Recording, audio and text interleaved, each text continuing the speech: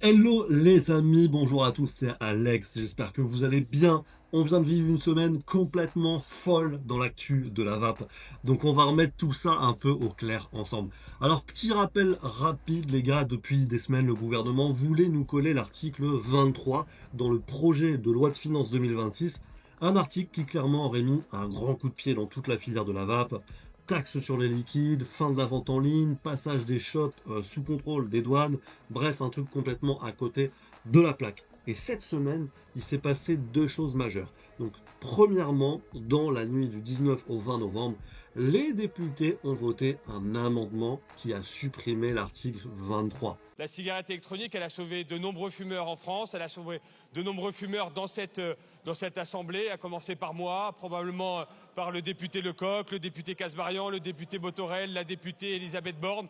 Nous sommes 700 000 personnes à avoir réussi à arrêter de fumer grâce à la cigarette électronique. Et la proposition aujourd'hui du gouvernement est de venir taxer cette solution. D'une certaine manière, on a l'impression que dès qu'il y a des comportements qui vous semblent problématiques, le réflexe que vous avez, c'est toujours le même, c'est la taxe.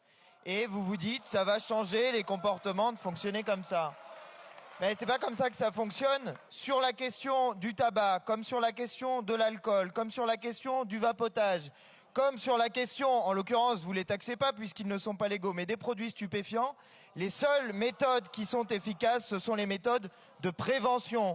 Beaucoup de tabacologues d'ailleurs ont pris la parole pour exprimer leur indignation et de manière assez vive d'ailleurs face à cette taxation en indiquant que c'était beaucoup moins nocif évidemment que la cigarette. En réalité, on est là dans la technique des rapetous, maintenant vous êtes devenu spécialiste, on taxe tout ce qui bouge. Et à chaque fois qu'on détermine un secteur où on peut aller récupérer du fric sur les gens, immédiatement on se précipite pour aller créer une taxe. C'est la seule justification de la taxe que vous voulez imposer. L'article est sorti du texte, la mobilisation a payé, les députés ont entendu les professionnels, les vapoteurs, les experts, bref, tout le monde. Grosse victoire pour la vape indépendante. Il y avait beaucoup de choses de faites. Les affiches, ne tuez pas la vape, dans les vitrines des shops.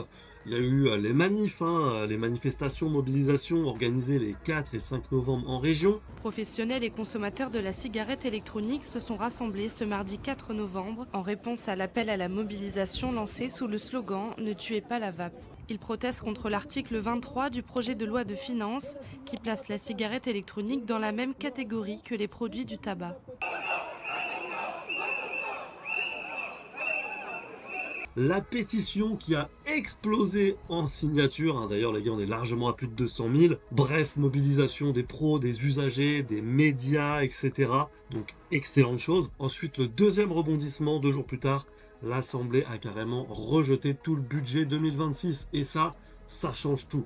Parce que comme le budget a été balayé, c'est plus le texte amendé qu'on envoie au Sénat, c'est la version initiale. Donc oui, l'article 23 peut revenir, il peut être remis dans le texte par un sénateur ou ressurgir en commission mixte paritaire derrière. On n'est pas sorti d'affaire. Donc aujourd'hui, au moment où je te parle, on est dans une situation un peu bancale.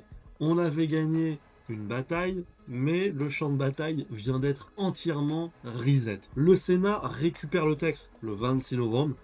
Il a une quinzaine de jours pour bosser dessus et derrière, la commission mixte paritaire le renvoie. Ensuite, ça fait la navette parlementaire et tout le bazar. Et là où ça devient chaud, c'est la suite. Parce que si le Sénat et l'Assemblée n'arrivent pas à se mettre d'accord avant le 23 décembre, eh ben, on arrive en fin de délai constitutionnel. Et quand ça arrive, le gouvernement est obligé d'assurer la continuité du pays concrètement.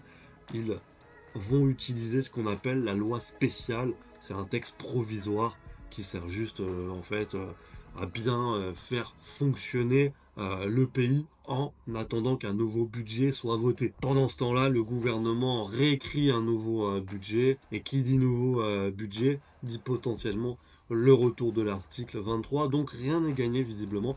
Du coup, la FIVAP appelle à continuer la mobilisation et surtout à être présent le 9 décembre à Paris pour montrer qu'on lâche rien. Et franchement, vu la tournure des choses, c'est plus important que jamais. Le combat risque d'être intense jusqu'à la fin. Si cette vidéo t'a plu, n'hésite pas à la partager ou à la liker. Et surtout, abonne-toi pour rester connecté par rapport aux différents événements qui vont arriver bien évidemment, puisque je te ferai un petit résumé, un petit débrief en vidéo comme d'habitude. Merci de votre attention les amis, merci d'avoir suivi, je vous souhaite une très bonne vape, je vous dis à très vite dans d'autres vidéos. Ciao.